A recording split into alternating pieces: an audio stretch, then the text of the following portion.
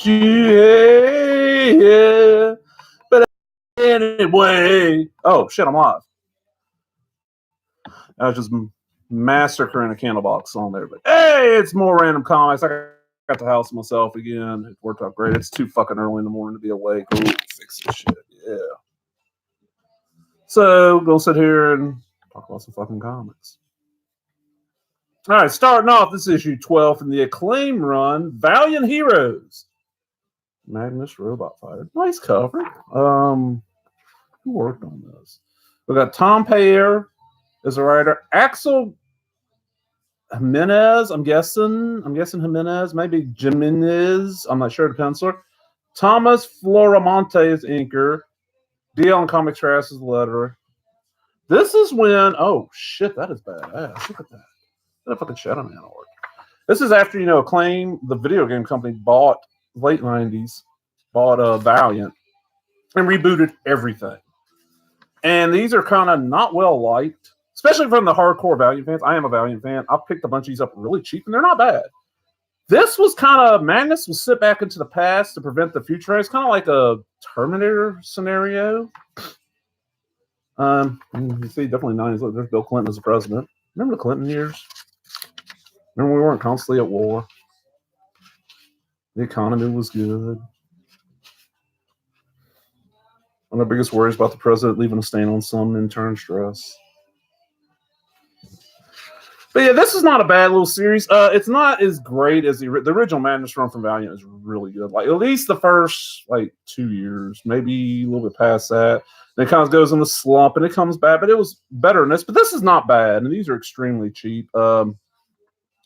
Honestly, none of the art really stands out at all for me to show it off. I do love this old. This is a font ad. Back in the day, you bought fonts. And ain't like nowadays where fonts are everywhere for free. Oh, shit. Harbinger. Whose world is it anyway? Harbinger. And Valiant come back. I've not read much of the new Valiant. I've got one issue of Harbinger. Oh, wow. Issue 6 of the Air Cell run of Elf Lord by the infamous Barry Blair. I think this is the last.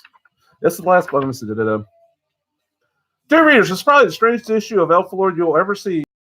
I know it's the last black and white issue. Next month, we have a brand new Elf Lord #1 with full process color throughout.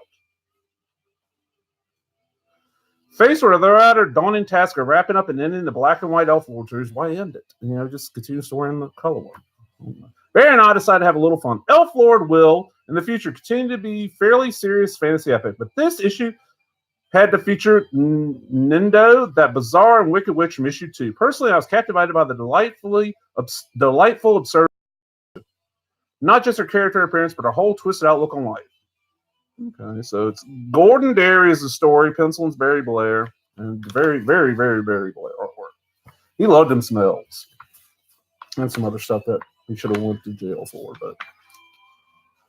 And it's got some, the coloring, the gray washes on this is not bad. It's an interesting little series. It's one of those where it's kind of tainted by what one of the creators. It's kind of I love the series Prime, but Gerard Jones, if you don't know, look it up. Look up Gerard Jones. Dude's in jail for, I don't know how long, for possession of child pornography. Yeah. It's kind of like Ethan Van Sciver. Good artist, but woo! Not as bad as Gerard Jones. Ethan Van Sciver's just kind of a little nutty. And see, it's stuff like this in Barry Blair's books that kind of makes you pause. You know what I'm saying? You're like, oh. But yeah, this is a fun little series. What I've read, I've not read a lot of Elf Lord. I've read a good handful. And you got Death Collar. Never heard of that.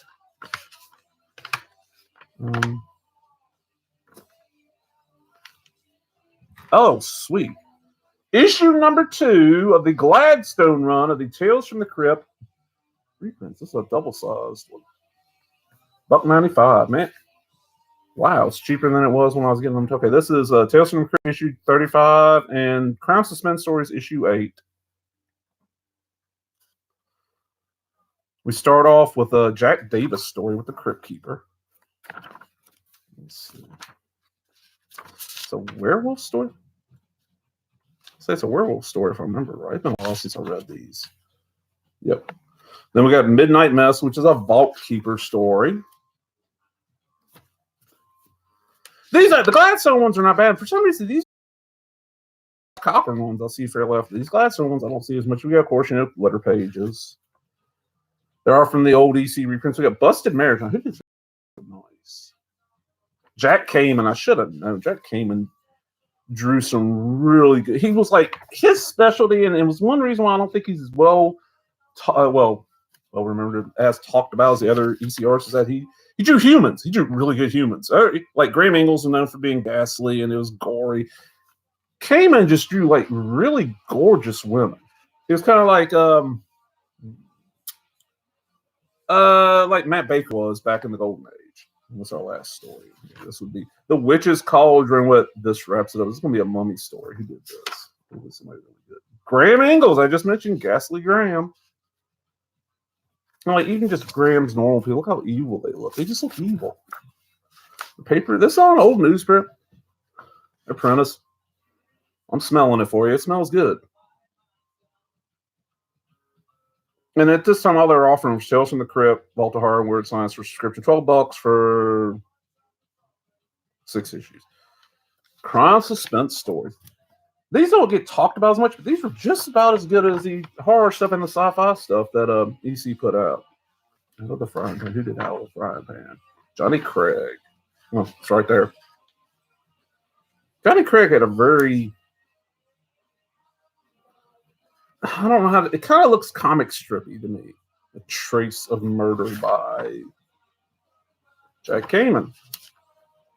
Yep. I should have turned the page. The women. Like... Jack Kamen just has this way of drawing women. It's just amazing. Now, he doesn't fall into the trap that a lot of artists do where all their women have the exact same faces, change their hair and shit. What's this one? George Inky Rossos. That's a name I don't know. Ooh, a lot of dark. Look at this. Let's see. A lot of dark inks, heavy inks. Okay. I see why they call him Inky. A lot of heavy shadows.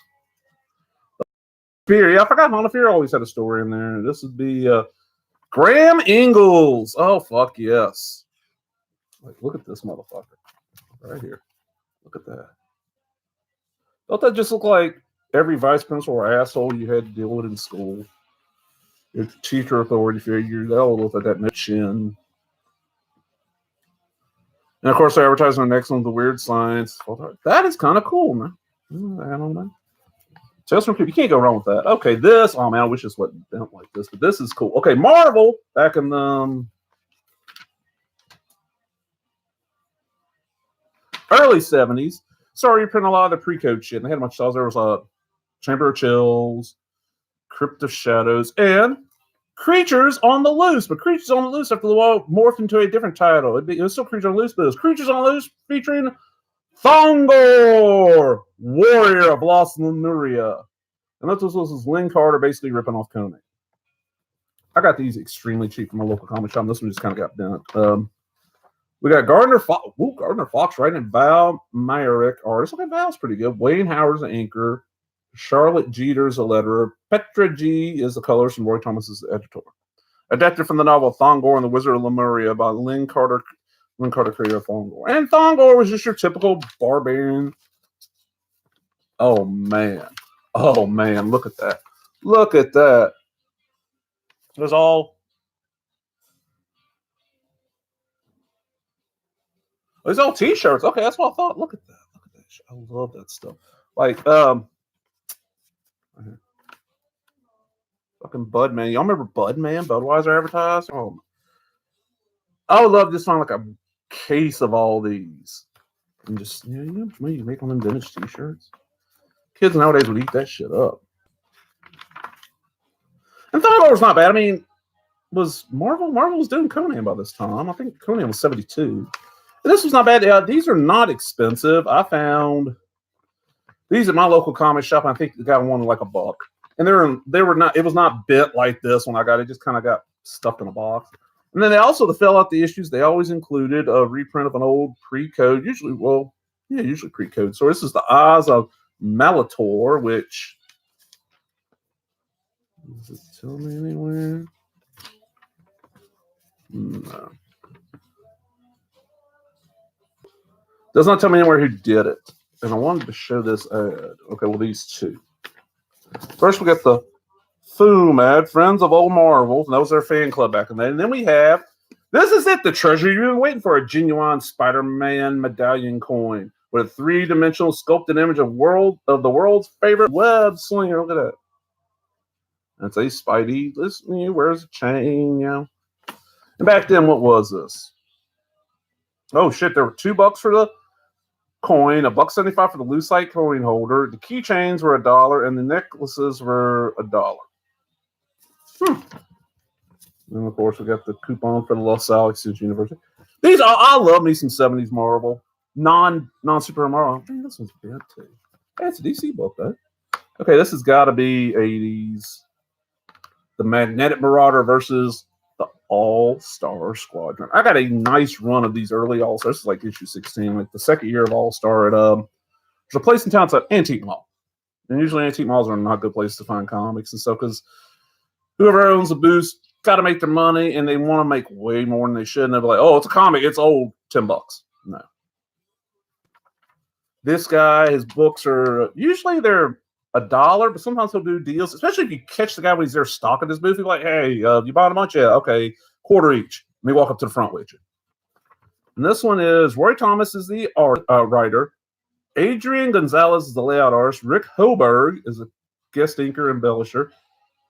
Carl Gafford is the colors. John Costanza is the letter, and Lynn Wein is the editor. And this is like on appearance of Wonder Woman. It's a very golden age looking Wonder Woman there. Is there anything? Oh man, oh man, oh man, oh man. I love these. Saturday, September 25th is Pac-Man Day on ABC TV and let the advertising all the cartoons. You got Pac-Man, you got Little Rascals, Richie Rich. This is what Mork and Mindy and Laverne and Shirley with the Fonz, and then this one is Scooby-Doo and Scrappy and the Puppy's New Adventures. I watched every one of these fucking cartoons as a kid. Oh man, I love those. You don't see those anymore because kids don't read comics. That should be the exciting. Yeah, when was this? December? Okay, so it came out in October. Wow. September. Okay. That's one thing is that the ads, you know, look at these old companies. Like, oh, hey, look at this. It's a 2-page spread for CBS. The CBS had what at the time they had Pandemonium that nobody remembers. These Pandas versus Demons, Meatballs and Spaghetti. I never heard anybody mention that one. Gilligan's Planet, that's kind of remembered. Bugs Bunny and Roadrunner Show, of course. Wow, the Looney Tunes were huge on CBS. You have Bugs Bunny and Roadrunner Show plus the Sylvester, Tweety, Daffy, and Speedy Show. No. I'm not a fan of that song. And then you also had Popeye and Olive Oil, Fat Albert, Black Star. Nobody remembers Black Star. Black Star is what kind of got ripped off for He-Man. Oh, Remco. Remco would always have the rip-off lines. They always license shit like. So G.I. Joe, Remco had Sergeant Rock. Instead of He-Man, Remco had Warlord. Instead of WWF wrestlers, Remco had AWA.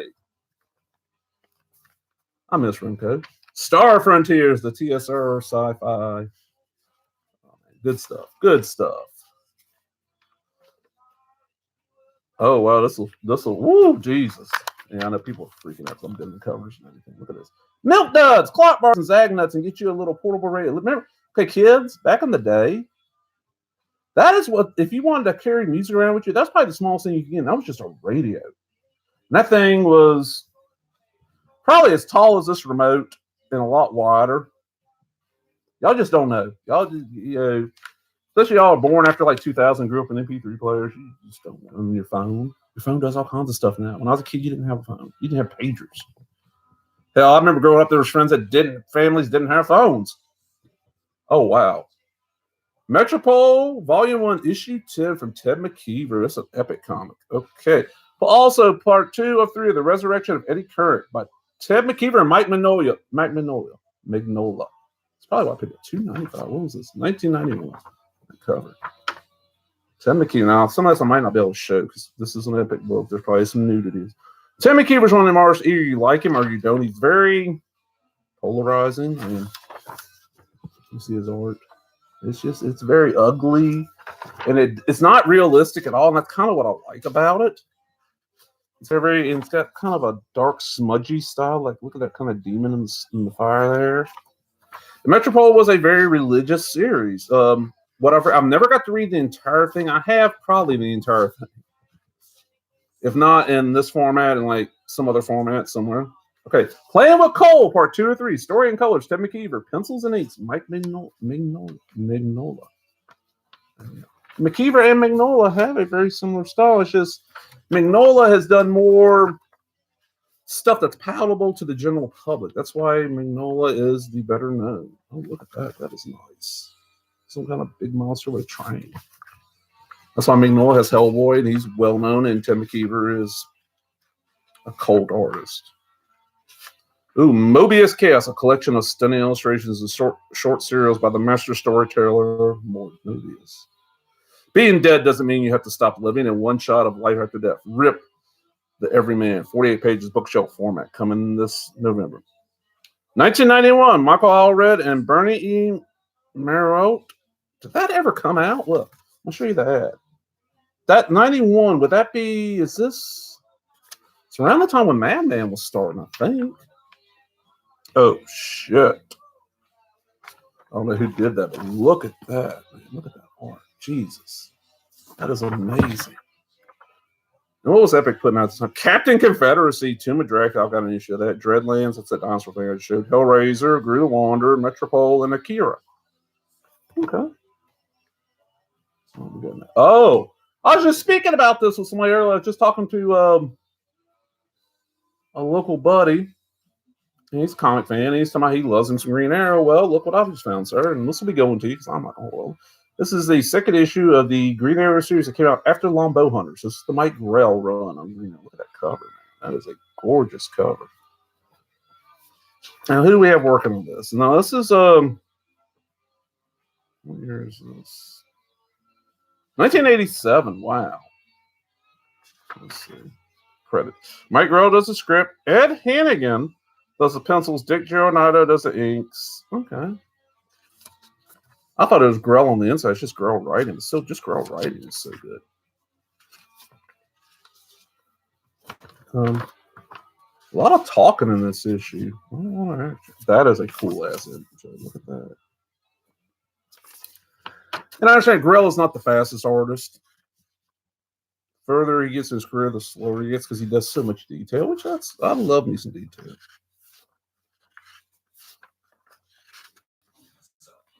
Oh, wow. A full-page ad for the Sega Master System. Look at that. We got what? Space Uplifter, Outrun, and Ghostbusters. Look at Rambo down at the bottom. Look at that. Sega Master System. For the Genesis. The system nobody in the States hardly owns. Oh, wow. Check it out. Captain Power. Don't just stand there. Fire back. It interacted with your toys. You either watched the show or recorded them, and you did that. Oh fuck! I didn't even see that. Come on, look at that. Spiral Zone ad. That's the series. Yeah, that's a cartoon that it's got a highly dedicated fan base. Oh, okay. Issue 1. Okay, check it out.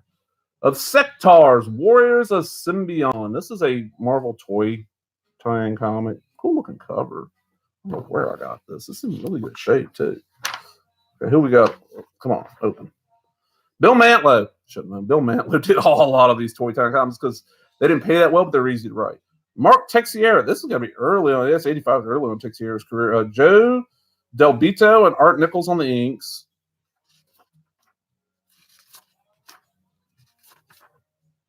This is on really good paper, man. This is not typical newsprint. This is it's not Mondo paper.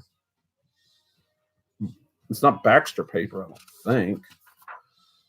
And that's, it's early era text. Text in the early era kind of had a Neil Adams influence, like a heavy one. I think that might just be because Tex was at the time he he was working in Neil Adams Continuity Studios, I think. This looks pretty good. I mean, the art's nice. The story, when I can pick up just flipping through it, doesn't look bad. I mean, Some more art. Some decent stuff in here. Wouldn't mind getting. Oh, check it out. Don't close on me. Choose Your Own Adventure ad. And I love me. I got to find all my Choose Your Own Adventure books. I want more. I want like a full run. I know I'm trying to get rid of stuff, and I'm thinking, oh, I want this too. Oh, check it out. They even give us like a little map for the planet. Okay. And then, of course, we get two different subscription ads. One for the regular Marvel stuff where it was $6 for the first 12-issue title. You order $5.50 for each additional. And stuff like G.I. Joe and Transformers were $8. Guru the Wanderer was $8. Dreadstar, which was only 6 issues, was $8. Like the more Savage Sword of Conan, which was a magazine size thing, so it cost like double, at least it was only $17 a year, so a little bit over $1 an issue. Then we have the Star ad, which is you could get 4 titles for a year, and most of these were bi-monthly for $25. And then of course we got a Z ad on the back. Turn this. I do not like this song. No. That'll work. And going from all ages to, well, this is Marvel Knights. It's supposed to be Marvel Max. This is Frank Cho's issue 1 of the Shaun of the She-Devil series. This is one that was supposed to be a Marvel Max, nudity galore, and then, because, I mean, Frank Cho is known for drawing really gorgeous women.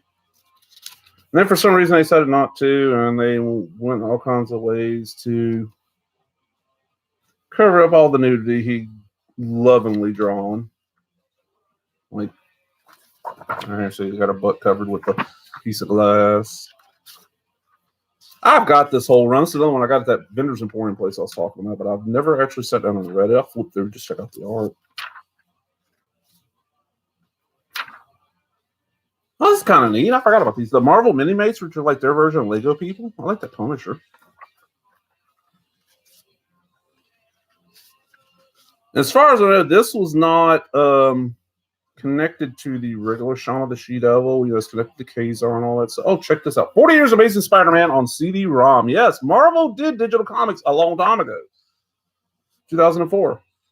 That'd be great to find them, but they're probably a fortune now. Marvel Knights trading cards. Yeah, nothing about it. I mean, just gorgeous Frank Cho art. Which was this? $3.50. I paid $1.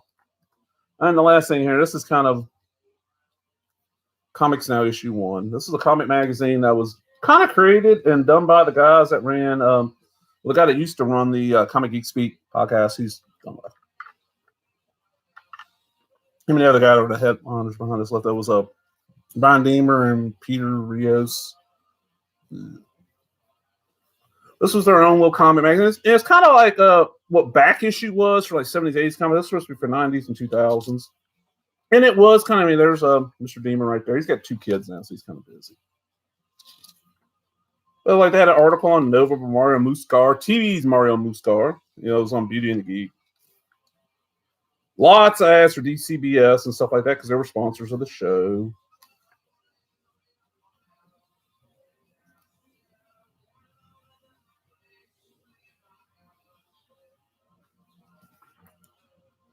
Podcast and a thing on podcast, which, ooh, man. I think Fanboy Radio's gone, Collected Comics Library's gone, I read comics on Comic Geek Speaks really cut down on what they do.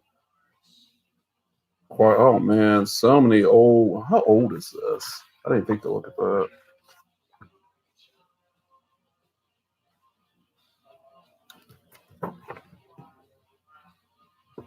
– 2007, 12 years ago.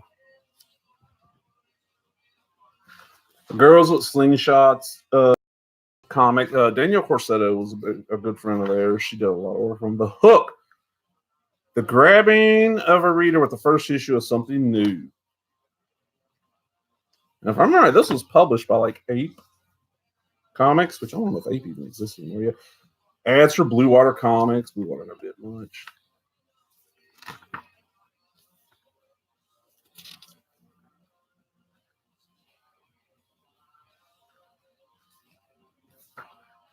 Crisis to Crisis. This was a very condensed version of Adam Murdo, one of the Comic Speak guys, did a paper. He has a degree in pop culture on the Crisis on Infinite Earths, and this is a very condensed version of that. I've got a copy of his paper, and I think it's amazing. Of course, it's back on Mouse Guard. What happened to Mouse Guard? I never heard anything about it. Did it end? You know what happened? Mouse Guard was huge. More Crisis, more Crisis.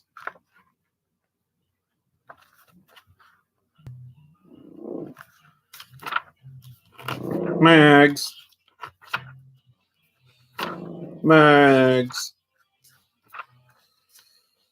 I'm talking about trade paperbacks by Kevin Freeman, you know, the size of it. Man, it does to me. I want all my trades to be similar size so they fit good on my shelves.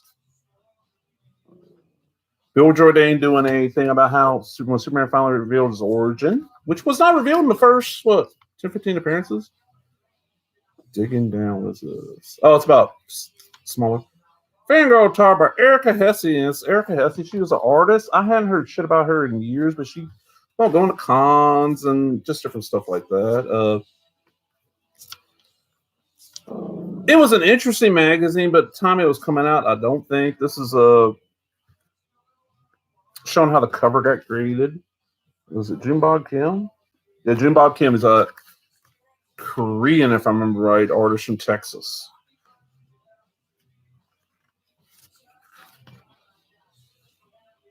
And then, like, letters, which are all, you know. And part of what killed is it never came out on time. They weren't paying anybody, so people weren't worried about deadlines. Great little book. There's like 3 or 4 issues. That's it for me now. I've almost went 30 minutes, so I'm going to let it go. It's time for me to have some breakfast. But hope everybody enjoyed it. If you did, thumbs up, leave a comment, subscribe. Thank you, everybody, for watching. Matter of fact, Maggie, it's time to wrap it up. Come here, Mags. Maggie. You know how I wrap this up when I go live. Come on, Mags. Maggie. Come on, baby. I know you take a nap. I know. Come on. Come on. Okay, hold on. Look at this. She want to go back to sleep. We just got up. I want to tell everybody bye-bye? Here, let's roll you over. Hey, look. Look right there. Look right there. What's that, Maggie? What's that right there? That you? Want to wave bye-bye? Tell him click like. Yeah. Okay. You can go lay down. She sleeps all the time. Hope everybody enjoyed that. I might be doing a wrestling one on the wrestling channel a little bit later on today, but tomorrow, unless something changes, and I'll let it out if something changes. 5 p.m. tomorrow. Going to go live on either the Asshat or the Wrestling Channel. I haven't decided which one yet, but I'll check either one. The Wrestling Channel is DIY Mississippi Filmworks here on YouTube. You can just search for DIY MS Filmworks. It'll pop up. Hope you enjoyed it. Laters, everybody. Oh, man. Finally. Good Killing's good song coming on.